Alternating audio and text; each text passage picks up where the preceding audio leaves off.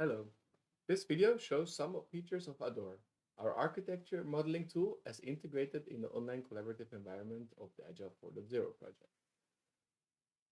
Our model is initialized with boundary functions coming from our system requirements. Boundary functions form the basis for the development of the system of interest. They define what the system should do regardless of its implementation. Components fulfill functions and thereby specify how the system functions are implemented. By connecting the two, we can specify which components fulfill which functions. In this case, the generate lift function is fulfilled by the wing component. We can do the same for other functions as well. For example, we can define a turboprop to implement the generate thrust function. Like that.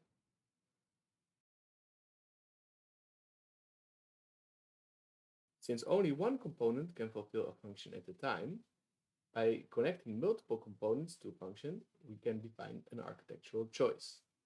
Like this, we have now defined an architectural choice that either the turboprop or the electric motor should be used to generate thrust.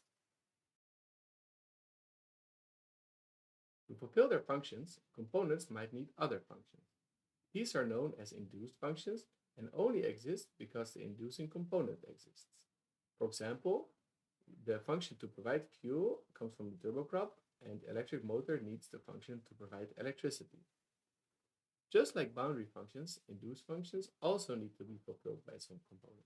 In this case, provide fuel is performed by the fuel system and provide electricity by the battery.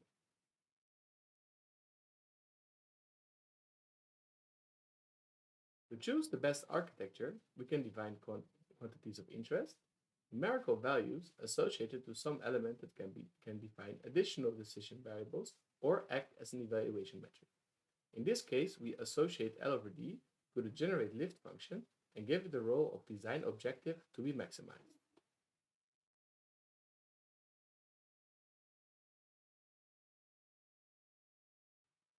We can do the same for components by going to the component details view.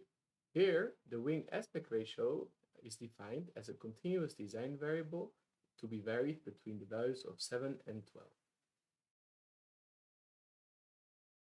When modeling the design space, we can keep track of architecting decisions that we create.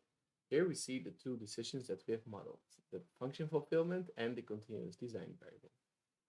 To check the correct behavior of our model, we can manually generate architecture instances. By doing this, we have to go through all decisions one by one.